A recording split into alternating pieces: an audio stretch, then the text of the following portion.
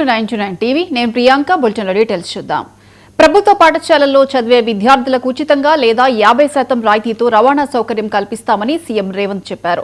Telangana public schools ఏర్పాటు చేసి విద్యార్థులకు నాణ్యమైన బ్రేక్ఫాస్ట్ భోజనం అందిస్తామని హైదరాబాద్ మాదాపూర్లోని ఓ ఆసుపత్రి ప్రారంభోత్సవంలో వెల్లడించారు.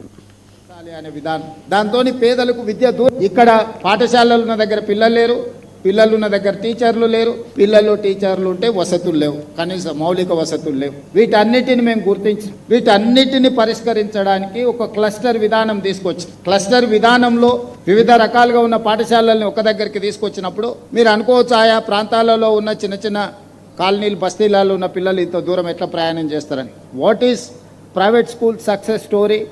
One of the reason is transportation.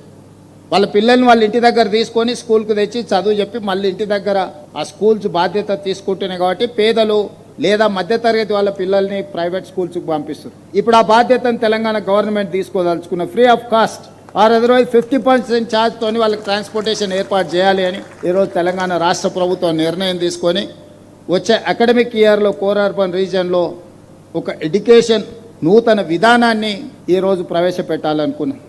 Upskill చేయకపోతే ఈరోజు ప్రపంచంతో మనం పోటీ పడలేని పరిస్థితి.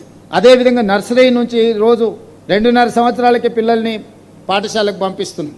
కానీ గవర్నమెంట్ నామ్స్ 5 సంవత్సరాలు పూర్తి చేసుకున్నాక మొదటి క్లాస్లోనే చేర్చాలి అనే విధానం. దాంతో పేదలకు విద్య దూరం అవుతుంది. కార్పొరేట్ స్కూల్స్లో పేదలు ఫీజులు కట్టలేని పరిస్థితి. అందుకే ఎడ్యుకేషన్ విధానంలో మార్పు తీసుకొచ్చి నర్సరీ నుంచి 12th క్లాస్ వరకు ఒక క్వాలిటీ ఎడ్యుకేషన్ ఇవ్వాలి అని ఈరోజు తెలంగాణ పబ్లిక్ స్కూల్స్ అనే ఒక కొత్త కాన్సెప్ట్ని తీసుకొచ్చి వాళ్ళకి పొద్దున్నే వ్యవసాయ పనులకు వెళ్ళే లేకపోతే పరిశ్రమలకు వెళ్ళే కార్మికులు వాళ్ళ పిల్లలకి బ్రేక్ఫాస్ట్ పెట్టడానికి అవకాశం ఉంటుంది, ఉండదు.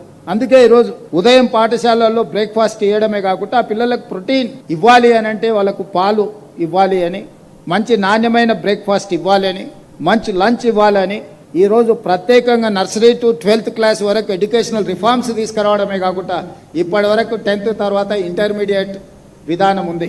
వచ్చే అకాడమిక్ ఇయర్ నుంచి ఆ విధానం ఉండదు. ఇక్కడ పాఠశాలలు ఉన్న దగ్గర